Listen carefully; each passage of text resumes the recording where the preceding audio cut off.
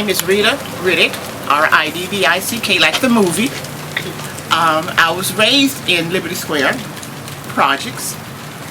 I was a resident there from the age of 6 years old until I reached the age of 23. I moved here in Unincorporated Dade in Miami, Florida. Now, a lot of stories, a lot of people. The Fensters was one of the ones the most. My mom, a single mother, had 3 daughters, 1 son. She would catch the bus, 14 bus to go to work on Biscayne Boulevard. She was domestic work, house cleaning, she did it. She was standing and she looked in the department store window and she saw these black dolls, 3 of them. One was yellow, blue, and pink, and I'll never forget it. And she saw 3 dolls, black, and that was very unusual then to see such beautiful dolls.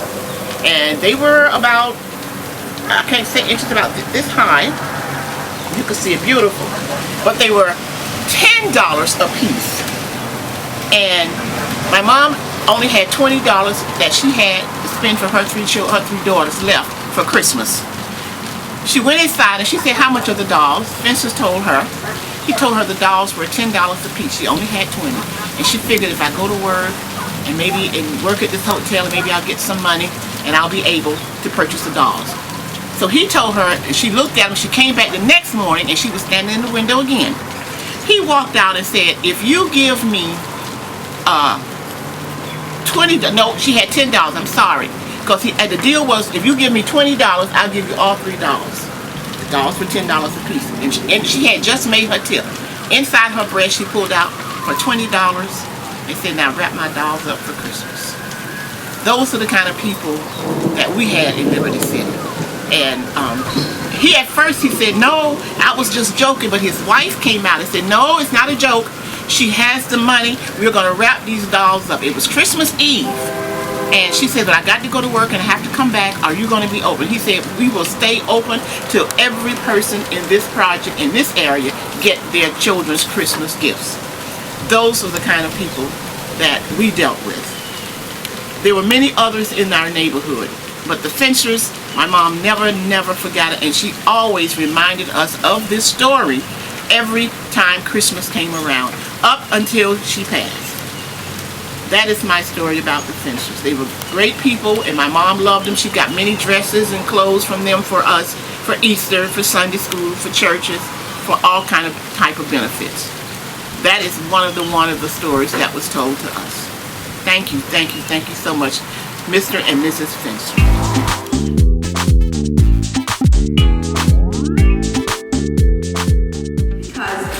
Not be what it used to be. It will be so much more. But we want to make sure that we retain information and support of what has happened in this community over the years. So I'd like to let Lynn speak right now, and then from that we will take it from Melba. We'll talk a little bit about and introduce everyone here, and we will begin having a wonderful dialogue. We chartered Oceanmark Bank. It was a savings and loan. And of course all the money that my family had in their lives came from the Black community, from construction, from the stores. And so we were always looking back and looking forward to where we were going to go. And we chartered the bank and we had to open our first branch. And when we opened our first branch, it was very problematic because it was in the Caleb Center. How many of you know where the Caleb Center is? I'm sure you do. And we had an attorney, he was supposed to come today, Sandy Freeman, who had to fight with the government because we wanted to open a branch, and we wanted to open our first branch in the Black community, giving back all that we had gotten. And so Francina and Sandy went to the city of Miami and got approval to open the branch in the Caleb Center. Of course, it was a very small one, but the Caleb Center was still what Francina says. This is a secure branch. It closes at night. It's busy during the daytime. It would be secure. They didn't have to worry about it being any problem. So we went to the regulators, and the regulators said no. And at this time, there was absolutely not one bank in any Black community in Miami, not one, because the Black community, for probably many years, wouldn't even be allowed to have savings accounts. I mean, looking back at the abuse and thinking of it now, it was just, none of us really knew any different, but we knew that there was no banking. And the bank made us do CRA, we had to do all of this stuff, and opening a branch in the Black community would be part of our CRA. So we said to the regulators, okay, if you don't want us to open it, we're going to open it anyway, we don't care. Oh my gosh, that really, they just didn't want any banking in the Black community. They didn't want us to start it, but we said we don't care. And Francine said, we're going to open this bank. And our attorneys all said, just go open. We were healthy, our financials were good. There was absolutely no reason why we couldn't have a small, and it wasn't a big branch, but it was beautiful.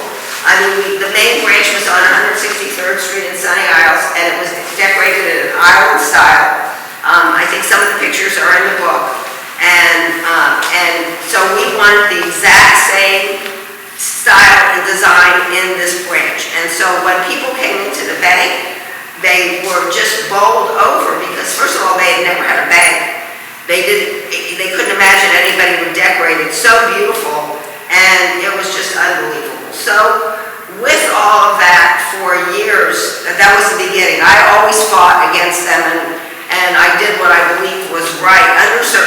There was no reason under all the regulations that we couldn't have a bank in any community, but we only wanted it in the Black community. That felt like we were giving back something that people needed. People didn't know how to open a checking account. They didn't know how to get a mortgage loan. They didn't know how to get a car loan. And in this branch, we taught them in a comfortable way how to do all that. And we were just thrilled to death. And so over the years, we had some major litigation with a group called the New York Group. And that was major litigation. It happened to be with Governor Andrew Cuomo. We settled that.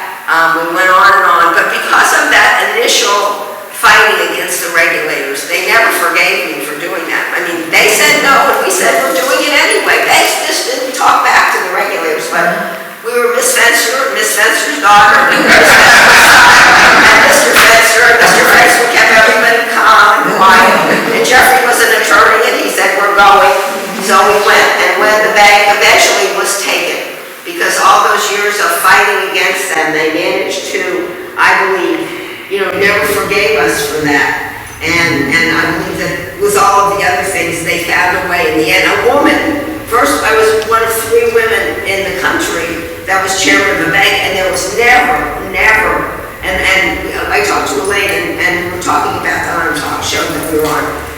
There was never a vice chair that was Black. I mean, Francine was out there, and we were flaunting it. We didn't really care.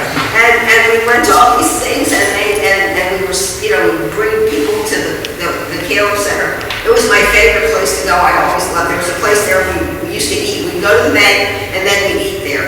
But in the end, they took the bank. And my book was really, it was a memoir of my life, but I think in the end, I want to know why they took it. And I'm sure someplace in that why they took it was because Lynn Fenster and the Fenster family did not want banking in the Black community. But after us came Barnett Bank, and after us came People's Bank, and you guys all remember People's. I think it's got another name, but it's still there. And banking, it was just so horrible. But anyway, that was the banking in the community, and we just wanted everybody to know that was our first desire. We didn't go to, we could have gone to Miami Beach, we could have gone to any of these places, but Miss Fenster said we're going to the Black community, and that's where Lynn and Jeff went. Like everybody. So, how did these white families get involved in Liberty City? What was the history? And I'm going to tell you that the address is 1216 Northwest 62nd Street. For about 35 years, my mother and father had a store there, and it was a very interesting story. The actual prejudice against us was the reason that we had all the stores. I will tell you on the stores. On the end was Joe's Market.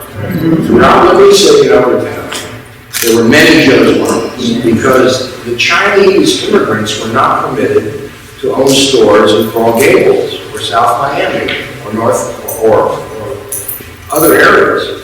The Jewish merchants were not permitted to own stores, so where did they go? They went to Liberty City.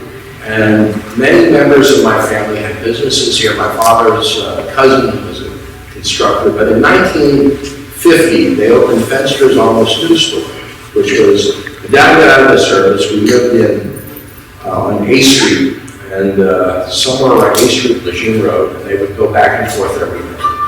The Fenster's almost new store became Fenster's department store, and it was expanded for many years. And I can remember from the age of 8, and in those years, since they had nothing, and they had no education, Dad had been a military officer, but my father came to Miami Beach in 1929 from New York, and my mother's family were actually Romanian immigrants that settled in Key West. It's another story. So we've been in South Florida for 100 years. My father was a lovely man, soft-spoken. My mother was the gem. Those of you, she judged people not by the color of skin, but by the quality of the person. And if she liked you, it didn't matter if you were good or what color you were. But you were based upon, and Francina Thomas was her dear friend. Francina, I think, lived in the project. Miss Thomas' mother lived across the street, and I think Francina came when she was 12 years old and gave the dress for Easter. So that's how Francina Thomas, rest in peace, became, how does a white guy say, I grew up in Liberty City? Well, when I was at the University of Florida, my parents had business all over the city. The guys used to joke with me, what is your mother about? She works in Liberty City. I can't. So, in any event, the store was there for about 25 years, and then in 1976, the Republican National Convention, there was a riot at that time. When Rockefeller was there. I was a driver. I had a job in there. And I went to Palmetto High, but I had a job at the convention. And then my mother calls me and said they're burning the store. So we had the bars in the front, but the store got burned. And ultimately, before that, Fenster Realty became part of the store. So what we would do is Christmas and Easter was half our business. All of our relatives would come in. We had 2 people that were there that had passed away. Dorothy Cooper just passed at 96 years old. I remember her husband, Prince, was the head sky cat for Eastern Airlines, the senior sky cat, and they had a beautiful home in Brownsville. This was class, Miss Cooper. She was just elegant. She worked with my mother for 25 years. I think she's probably my mother's best friend. And then we had Milton Farrington, who came along later. Her husband, Prince, was a police officer in the city of Miami. So, I'm going to back up now to the memories of a 7-year-old boy walking around. And I used to remember the kids coming into the store, and the young children would play. Liberty City didn't look like this. What they had on the sidewalk, let me tell you what the street was. On the corner of 62nd was Joe's Market. And Joe sold everything. I remember his name was really William Wong, but he was Joe's Market. So on that thing, and then there was a empty lot, and then there was Fenster's department store. On the other side was a liquor store. Oh, actually, next door to us was Gypsies. There were fortune tellers, and that was another experience that I wanted to get. I didn't know what a gypsy. So you got a Chinese guy, you got a Jew, you got a gypsy. This is the group here. And then on the other side was Max and Rosalie. Max was a survivor of the Holocaust. He was a German Jew who ran bond mache clinics. Right. And in the back was a guy, rest in peace, named Cicero from South Georgia. Now, how do I know all this stuff? Because these were all my friends. I would go to the store, because my mother lived in the store all the time. 6.5 days a week. They never closed the store. I said, Mom, why don't you close on Sunday? No, we got to work on Sunday morning. We couldn't make a sale. So, in any event, I remember Joe's Market because I remember the chickens. Not Joe's Market, Jackson's.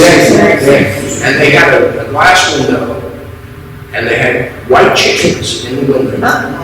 And I would go, I was 8 years old, I was an inquisitive young person, and I wasn't interested in meeting everybody. So I decided to walk around the back. What are they doing, these chickens? So I walked in, and it if you remember Jackson's, there was an unusual smell at Jackson's. Imagine the fresh fish woofing with the live chickens. It was a wonderful smell from it. All came walking around. So I walked behind. I don't from the young. I asked Cicero. I said, Cicero, I said, what are they doing over there? He said, well, wait and see what they're doing. Pick out a chicken. So the customer would come in and say, what chicken do you want? Point to that chicken. Mrs. Jackson would go to the back, whoever was working there, and they gave the bag. I snuck up one day, so I said, what do you do with chicken? Well, put it right there and get a fresh chicken at Jackson Seafood. So that was the store. I mean, it was our life. My mother worked there, and then what happened, I want to talk about blockbusting. Blockbusting was a 1960s phenomenon. Now, in 1950, when the Liberty Square apartments were there, okay, the black people were to the north of 62nd Street, and if you go back the next block, that was the white neighborhood. Mostly the Georgia crackers. They want to get out of the So what happened is a black family with FHA would go back, let's say, going back to the 60th Street, and they would buy a house, FHA. Well, the minute a black family bought a house on that block, the whole house, block went up for sale. So being an enterprising person and not prejudiced in any way, my father saw an opportunity. So that these people are stupid enough to sell their houses, we'll make the brokerage commission. So there became Fenster Realty, which they opened up in the store at 1260 North 62nd Street. And my father, rest in peace, was the first one to get his brokerage license. And my mother ran the store, my father ran the real estate. There was another Holocaust survivor named Murray Kamen, who was our salesman for 25 years. He worked at Fenster Realty. So we had this whole mini conglomerate, Fenster Realty, Fenster's apartment store. I got Francina Thomas, Dorothy Cooper, all these people. We didn't know, I had the only bar mitzvah where half the people coming to the bar mitzvah were black. How come everybody's black at your bar mitzvah? I said, well, that's where that's right. So time went on, and then ultimately the store was burnt down, and my mom and dad sold it for nothing, and then they moved over to Edison Center. I want to talk to you about memories that I have of Edison Center. There was a place called the River, and I would go to my father, he would take the cash to the Little River Bank, and that was on 7th Avenue and 79th Street. We'd go to a segregated restaurant called Holland's, and I never remember a black person. Every day, Max, this Holocaust survivor, my dad would go to Holland's, and they would take me and Lynn to lunch at Holland's. We'd sit on the thing. No black people. No. In fact, in all the restaurants in Miami in the 1950s, black folks had to sit behind me. I did not have a black student in my class until 1970, the initial class of the University of Florida College of Law. And Ed Dawkins, who was the president of the, what's the black college up in Daytona Beach? Ed was president, Ed was the president of the student body, Bethune-Cookman. And I remember W. George Allen, who was a Florida rest in peace, a friend of mine, he was the first black student in law school. That was the first time in my lifetime I ever had a black student in my class. Law school. So that's what Miami was. I mean, Miami was a segregated community. And I don't know really what effect the Hispanics, the Cuban immigration had. There was a lot of, I'd say, a little bit of friction in the black community and the Hispanic community at that time. But, Liberty City at the time was a community. And this little block, and you were showing me pictures of your lovely Easter dress, because I probably, who had the Easter dress? I don't know. That's what your mom was doing. We had a thing called layaway. Right, okay. We didn't have credit cards. Black people couldn't get credit cards. So we would layaway out back. I was the layaway retreat. So my father would say, here, take your go to Mr. Johnson's layaway. So we have a lot on layaway. So that's what you don't remember. And then, as time passed, my parents began, my mother's goal was to find housing for the African American community. And she started a company called Genie Homes, building houses. And she had a partner who passed away named Jack Lenack, Jack was a brilliant guy, he was a retired optometrist. And they would go and they would buy lots all over Liberty City and in Brownsville, $2,500, $3,000 for a lot. Who was dumb enough to build a house in a black community? Who would do that? My mother did that, and she would sell the houses on what they call FHA 235. Now, what is the FHA 235? You can actually buy a house and move in for $300. And my mother sold house after house to all her friends. And I remember people would come back there years ago and said, your mama built my house. And my dad was the executive director out there. My mother was the boss. They would do, it got to the time where he was 88, but he still like rent. So what we did is we built real estate. We owned a lot of property on 38th Street. My mom brought me in as a partner. We had a lot of real estate. And when she passed, my mother passed 26 years ago. My father passed 28 years ago. They're buried in the cemetery in Hollywood. But I have to tell you, when she died, it was unusual. Just like my bar mitzvah, I think the great story to tell. We have a member of a Reformed Jewish congregation of meditation, but we went to the Ebenezer Baptist Church next to the park. So the rabbi was astounded here at the Jewish Miss Fenster's funeral. We've got a choir of 20 black men. We carried her out with the choir singing. Our rabbi was in shock. Rabbi was Reformed congregation. The rabbi was saying, He was confused. I don't know what these black people get in here. We never had any black people in our life. They're singing. It was really quite a testimony. And I think the common denominator is that my mother and my father's philosophy in their life was, don't judge people by the color of their skin or the racial background, judge them by who they are and what they do. And if she liked you, it took a long time for them to like you. But if they like you, you had a good friend forever. But, going back, and I still remember this, I remember the young black kids running around. Liberty City at that time didn't have no signs. Oh, I'm looking at these high-rises.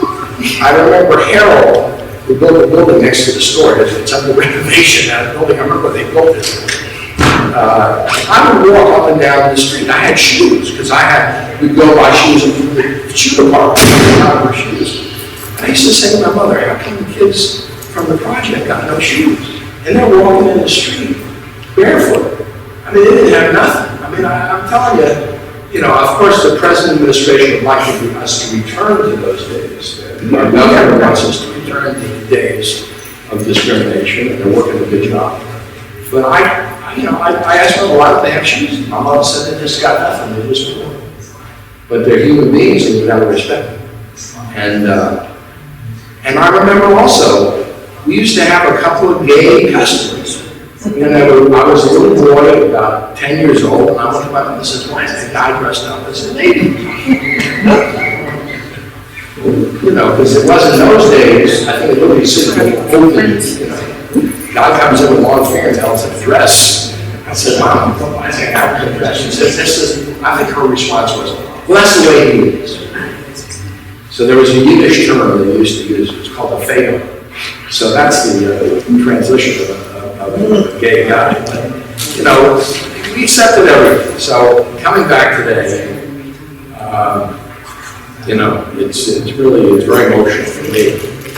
But the store's still there, and I think you grew up here, but I remember everything. I remember the black hospital. There was a black hospital at 46th Street. It had 12 beds. I remember the doctor. It was a black hospital. And I remember that Prince was one of the first black police officers in the city of Miami. And but we knew everybody, because everybody in the community had a dress for Miami. So we knew everybody. So that's the story. Now it's all gone. I mean, it's wonderful to see the construction. And pretty soon, I just hope you preserve this, because the way rents are going, I don't think there's any discrimination between who's who's living in Buffalo. But you have to preserve the history, and you have to remember, because you learn from your mistakes in life. Although the present ruling party in Tallahassee doesn't want us to take us back, but you learn from the mistakes that you made in history. You can't give up these stories of Liberty City. So I think if I were to describe Miami before the Cubans came here, it was a southern town like Savannah, Georgia, where there were, the minority group was the black community, which was totally segregated, and they had a couple of Jews and foreigners, which were the minority group. I got a lot of discrimination when I went to West Miami Junior High. And Hialeah was all southern Georgia crackers. So, you know, there were the Jews were the minority group, the blacks were segregated, and we had a Cuban neighbor. It was unusual to see. We had to go to Mexico to get a Cuban neighbor. So, having said that, the key to everything here is don't let it happen again. You have to fight for your community. We cannot tolerate this segregation and the hatred that's going on with you know where. Because it was up to them, they roll the clock back and we have segregation back. So keep fighting and keep the history of Liberty City. And that's all I have. Good story. Great.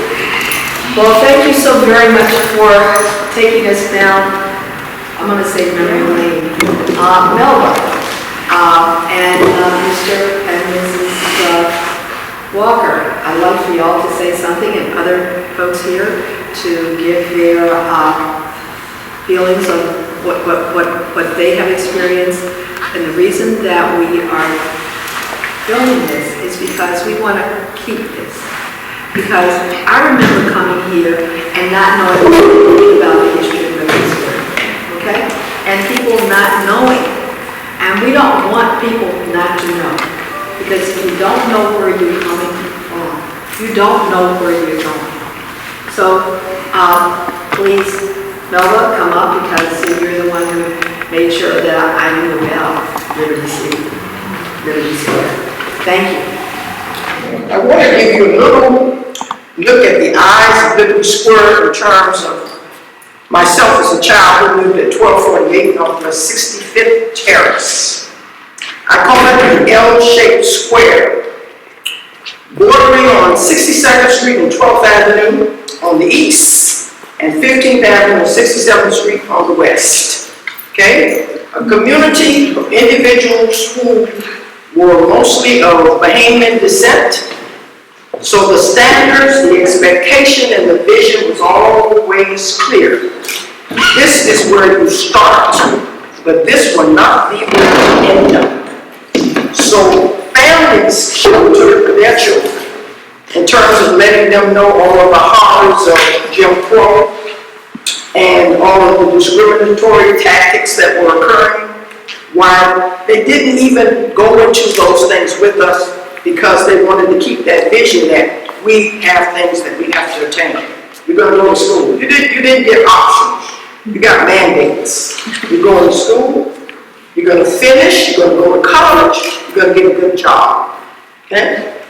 We are here today, but this will not be where we will abide in our lives, because we're going to go on and we're going to get our own home and we're going to live the so-called American dream. Okay? When you look at this community, if you remember, all the buildings were white. We had clotheslines. We had washing machines. This was typically the black man's work. We had husbands and wives and families.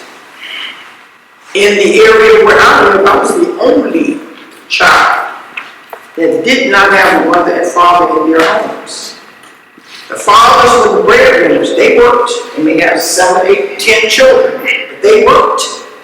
The management that was here at Liberty Square at that time mandated that if you had children that were not school age, the wife had to be the caregiver, the husband the breadwinner. When both of you became gainfully employed, you had 2 years, and you had to be gone. So it wasn't that this was, Mr. Walker says it best, I'm not going to use his word, This was the stepping stone. Okay? In what I call the L-shaped square, cherry trees, walls. Okay? Everything that was healthy for you to eat. Our day was, you passed by Sister Smith's house, you passed by Mrs. Johnson's house, you took a familiar path to school because you had the wall of segregation. You couldn't go in that area over there. Our parents just told us, you don't go over there. So we just never went. They didn't bother to explain and, fill our heads with the things that were happening typically to us as people of color. So I want you to know that this was the beginning. The management that was here, they were creative. They gave us mandates. They made sure that we kept everything in order and clean. The children, if you had sons, they were the ones that cut the grass. You never came over here and saw anything unmanicured. Through all of the hurricanes and all of the other things, we never lost a shingle off the building. So this was well constructed. And this became a part of something because of not necessarily looking at goodwill, but taking individuals and displacing them because of the times. Moved from Old Town, moving from a railroad shack, not railroad shack, but railroad city, and brought them here and put them in a segregated community that they made a banner community. It wasn't what we operated off as, not what we didn't have, because we didn't know about what we didn't have. We ate every day. Our clothes was clean. There was no hole in the roof. You didn't have any worries other than to go to school.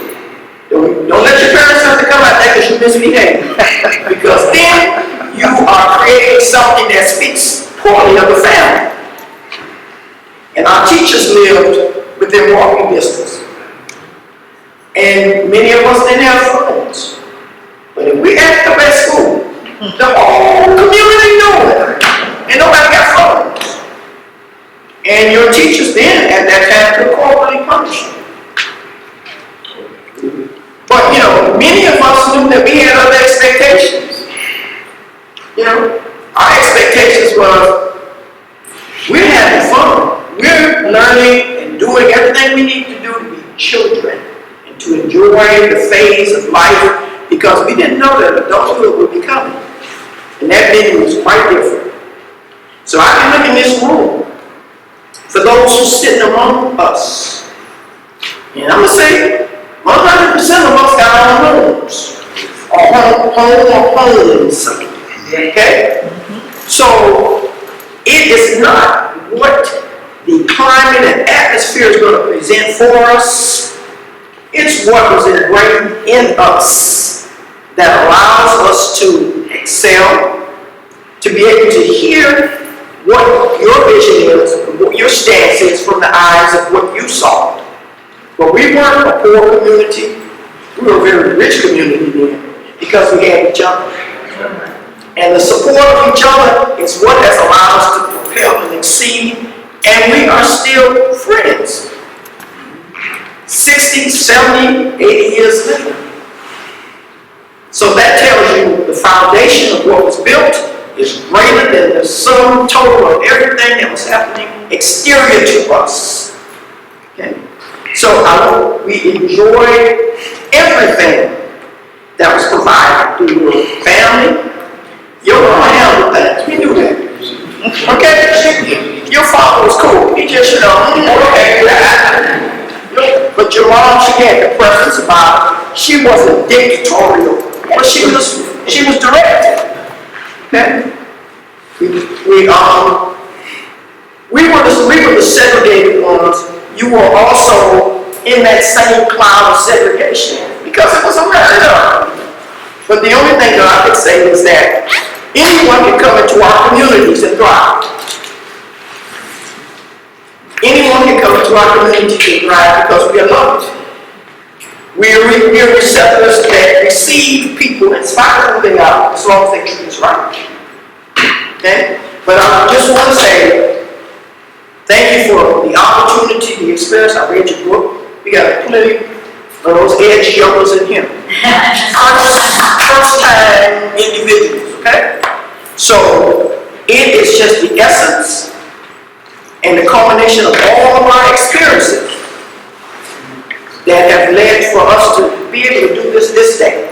Let you hear from us from where we sit, what our experiences are.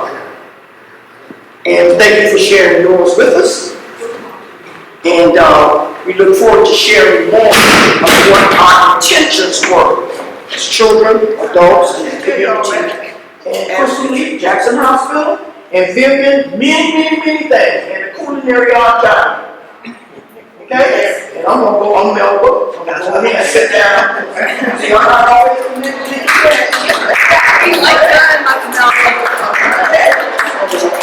we all once resided in Liberty Square, but we have outside friends in our organization. A lot of our schoolmates was here when we grew up. We said, well, did you live there? They said, no. They was always over here, so that's how our organization had to have friends in there. Letitia Walker, Mr. Updegrove, Charles Updegrove, Benina Updegrove, and Philip Walker, and I'm Patty Walker. I'm going to be brief as I can. Okay.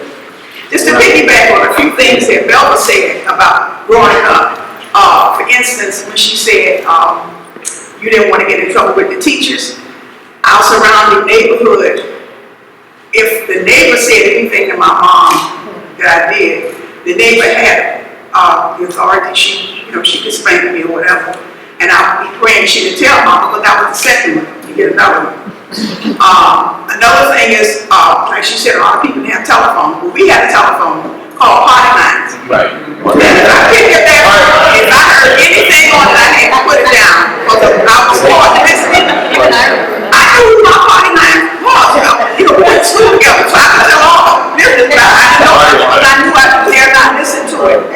We didn't have a key to our house. We knew that nobody had a key, but the door was closed. We didn't go there. If you went, you knocked on the door and said, come in and whatever.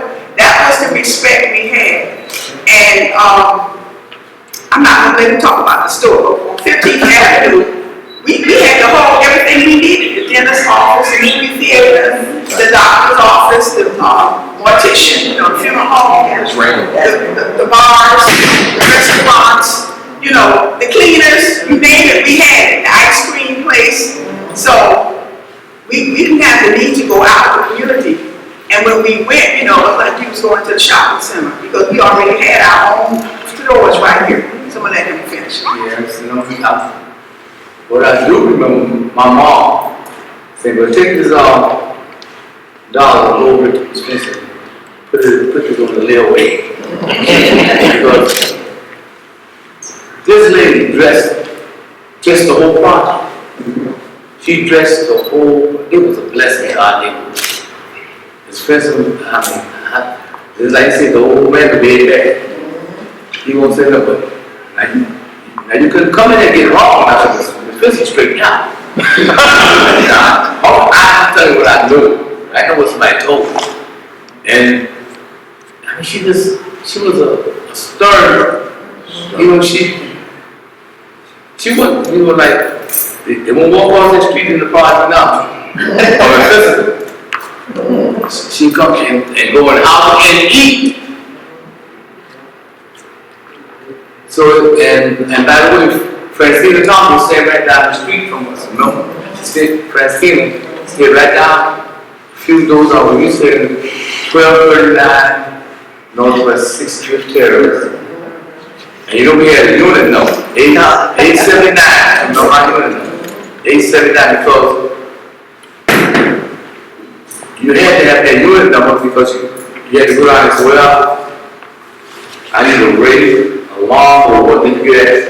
Your number, your unit number. You sign it, you take that radio alarm, or you go back and cut it. And do that time, they want to pop, you just push the phone. And something else I remember, and I want to touch on. Melvin stated right. Our parents never spoke bad about You know, the wall was on the other side of the wall over there. They just told me, say, don't go over it. That's all. You just don't go. And believe me, that wall was about, it was about 10 feet, 12 feet tall. But they got a little one, but it was there. Yeah, but I don't mind. I mean, you know, when you're a kid, it's even the tall when you're a kid. But we didn't go across there, and the homes that wasn't built. It wasn't built yet. No, Western wasn't built. All that was bushes. But one thing I do remember, when those schools were built, it was funny. We never had a key. We had a key, but we never used it. I don't know none of you on there who stayed apart had a key in your house. All we used to do was close the door, go to the door, come back home, open the door. It wasn't people in the project, Francine and Thomas, you know, you can walk in there, you can go to their house and eat there. You can go to my mom's house and eat. It's like you couldn't say to take a village to raise a kid. And that's basically that's what it was. We just have, that's why I say I thank God for people like the Fenster. They was so, I mean, they was into it. But like I said, when she didn't play. They were a blessing because they helped us to look at some people rich as anybody else. The pictures that she had, you know, you say, oh, your mom dressed you nice back in the day, you know, so. All it came from Miss Fenster. So I found a blessing that I was raised. I was 1 year old when I came here, and I'm born in 47. My first address was 6213 14th Court. Then I moved to 1165 W. 64th Street, that sidewalk right there, was the house. And I can remember this salon had so many events for us. Church of the Incarnation was started right here in this facility. They had talent shows. And I can remember once a year, I can't remember the name of it, but it was a huge event in the back. I can remember the cakes and lemonade, the sack races. It was like a day of, I can't explain it. Maybe something. Yeah, pole dancing. It was just so, we just look forward to that. How about the Easter parade on 62nd Street? I don't remember that. Exactly. You said the Easter parade? Easter parade. Everybody got dressed up and Well, they got dressed up and walked down 62nd Street after church. Yeah. After church.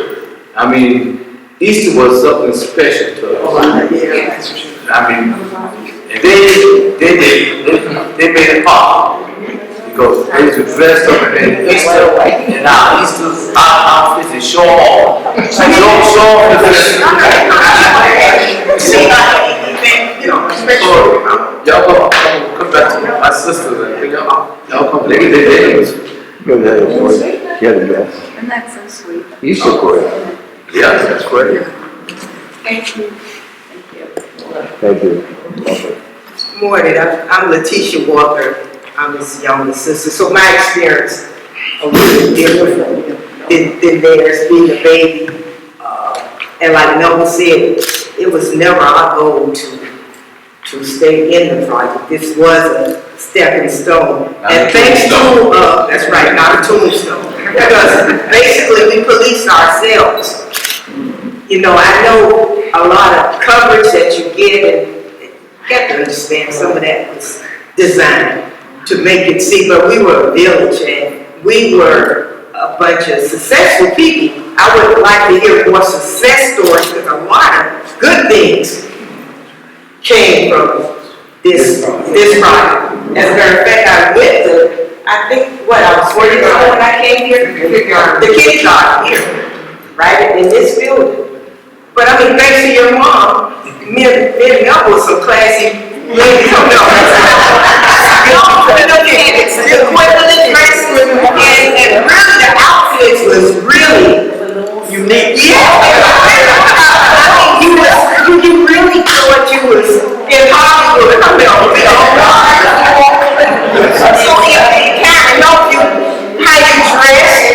Because we couldn't just dress I know, brother, you saw some very, I even know I was there. She was always dressed, because I didn't even know he was born.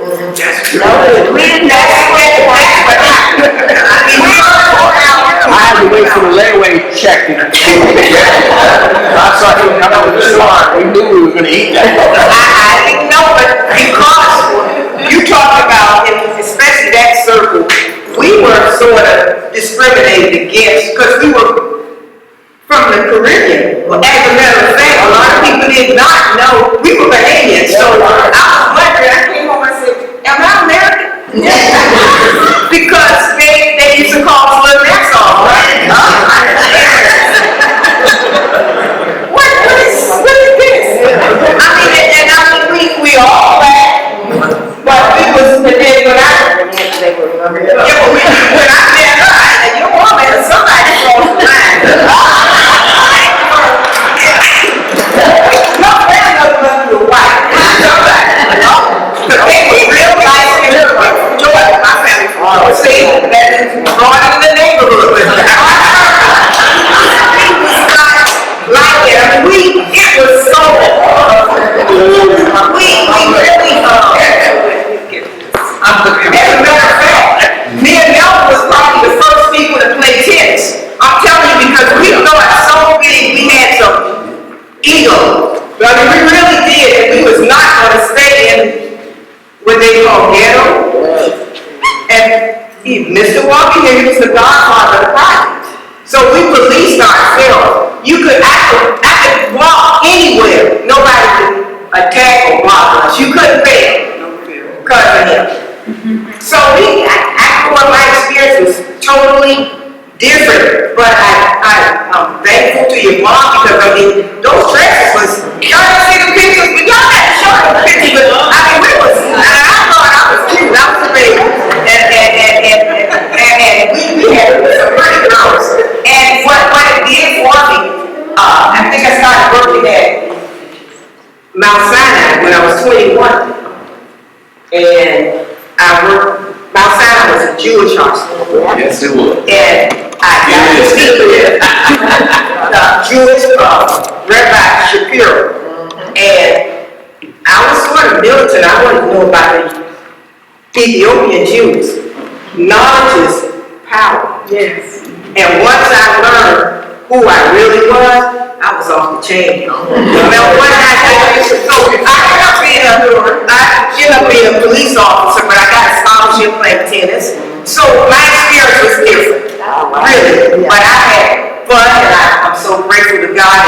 And I took my spiritual journey, and I understood, brother, that there is equal opportunity in the spirit realm. So I don't feel less than no one. But that's how I was taught, and thank you, Melvin. I'm glad. Thank God for this answer, because I thought then that I was full of royalty, but now I know.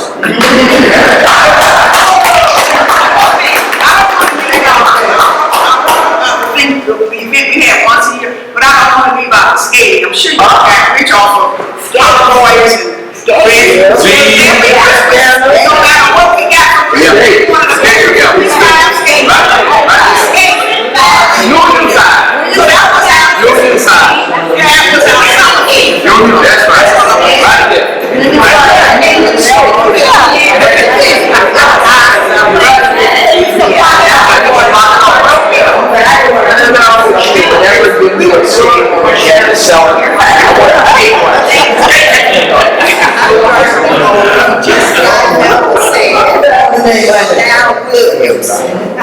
And I want to come from the perspective of this center.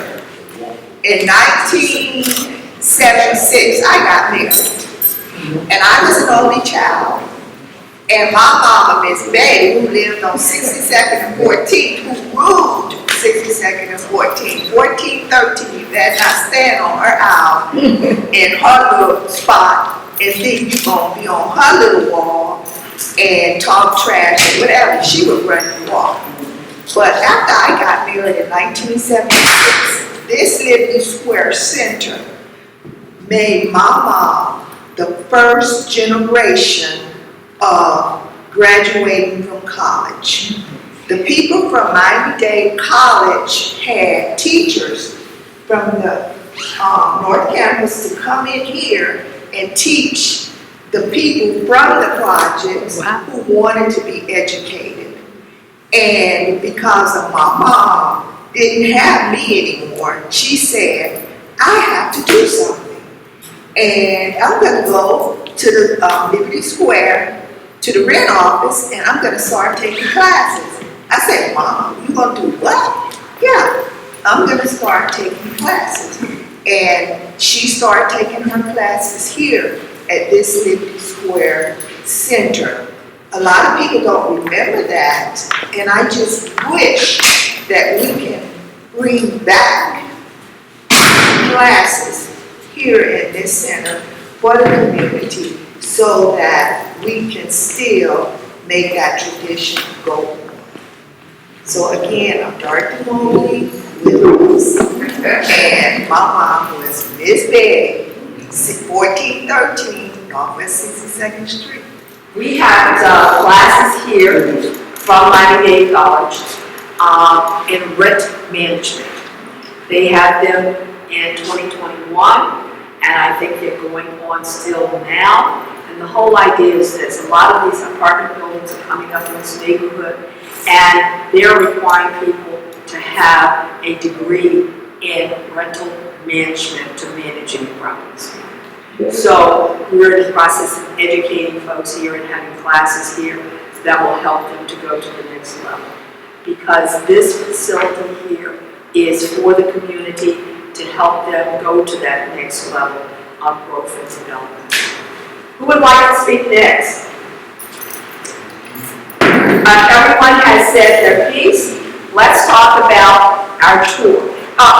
Crystal, please say something. Crystal is on our executive board for the Charles County Neighborhood Association. She has been very involved with AIDS and healthcare issues over the years. So, and that was a whole other phase that went on here in our whole community when it comes to AIDS. And she's also been involved with COVID to make sure that we were dealing appropriately with COVID. So, Crystal, please come up and say a few words to us before we start. So I don't know what time of day it is, but hello everybody. Hello. My name is Crystal Lee, and I was a resident of 1308 Northwest 64th Street, Liberty Square Projects. I am a retired LPN. My mom came, I wasn't here for all the things that Melvin knows know. I probably came in when I was about 12 years old. My mom had 10 of us, and my dad was in one part of the city, and we were here in Liberty City. My mom went to school and became a licensed practical nurse, one of the best nurses that I've ever known. And so I followed in her footsteps. I went to Lindsay Hopkins, and I became an LPN. I worked at Jackson Health Systems for 28 years, labor and delivery, prison medicine, HIV/AIDS for about 20 years. And that's what I did at Jackson. And I also am a talk show radio host on AM 1490 WMEM, where we address HIV/AIDS issues and concerns in the communities of color.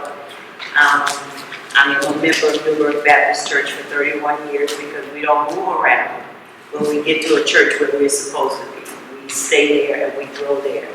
I've been in the parade on 62nd Street when I was Miss Liberty City. And that just came from me going to Booker T, and the lady there just liked me and they dressed me up.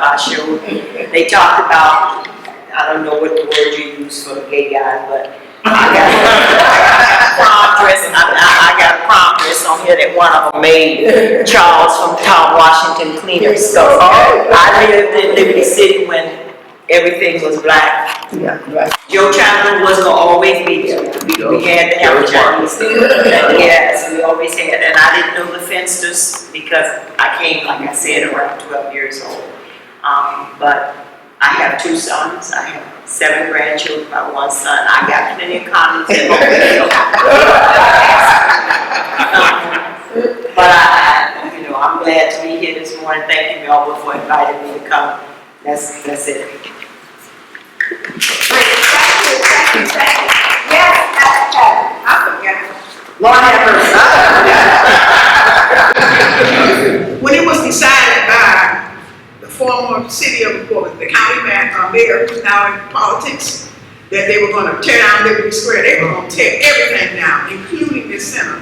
But when we heard about it, our organization at that time was just social. We play cards and have fun because we always met at funerals. I said, we're tired of meeting at funerals, hey girl, how you doing? So we need to get together on a happy note. So we were already socially connected. But we became motivated as a goal when we heard that they were going to tear down this whole community. So we came to every meeting that they had, and thank God, with His grace and His mercy, we helped save this building. Because if we didn't fight like the Dickens, this was going to be to the ground. But it was a hard battle, but it's in writing, and they can't touch this building, but everything around it. So we have the historical preservation of this property. We need to make sure that it maintains its integrity. And you're the ones who determine what that integrity is. And we look forward to continuing to work with each of you and others to make sure that the history of this community exists.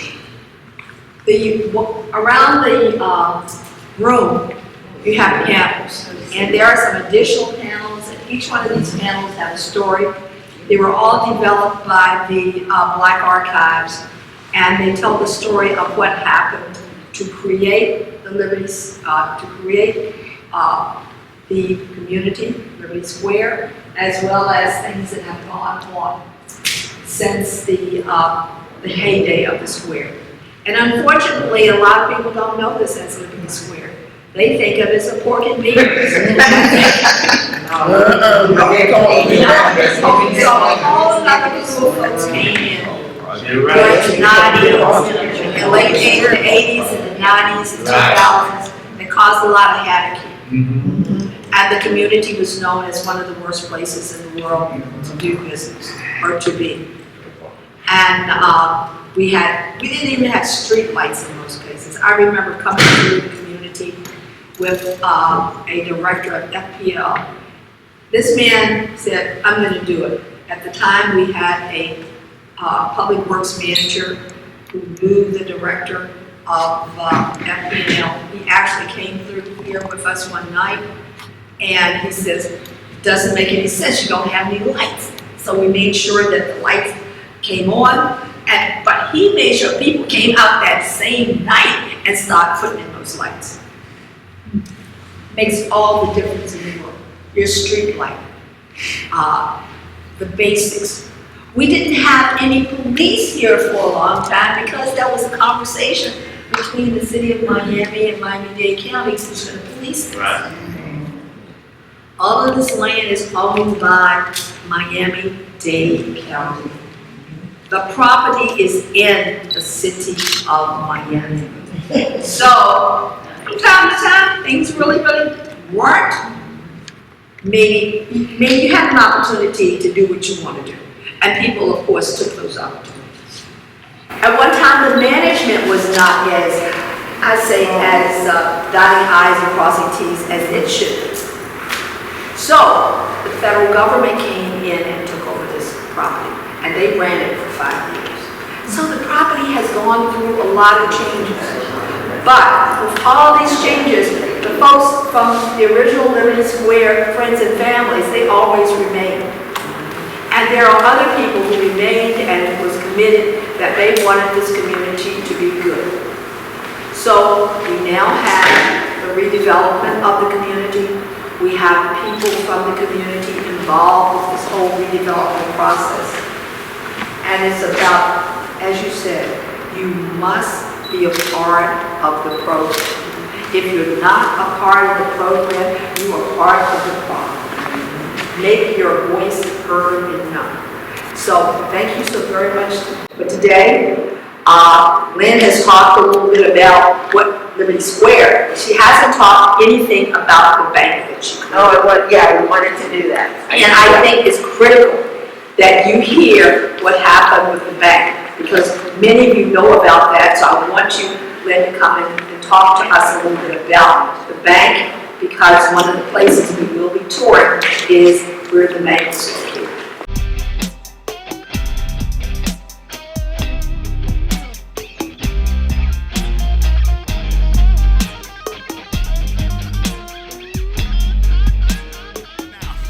Oh, 62nd and 12th, that's where they used to do the, Mr. Lowry. And then this is torn down, and then Society Joe's Market was on the corner.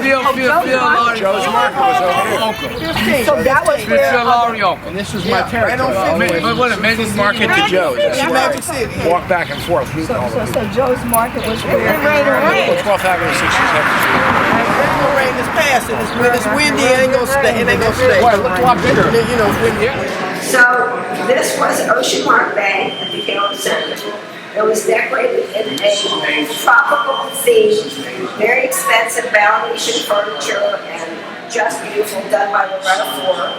And over on the other side was a restaurant that when we used to come for lunch, we would always eat with the gentleman that was there. But this was beautiful. It wasn't very large. It was big enough to have banquet and to have a couple of seats for loan officers to take loan applications, car loan applications. And then at night, it wasn't as secure as this is now, but it was the Caleb Center. It was our first branch, and we were on it, and we were able to be approved by the city of Miami. So I did it. I came into the Caleb Center. I haven't been here since they took the branch. So now I'm done. Thank you very much. Now I'm going.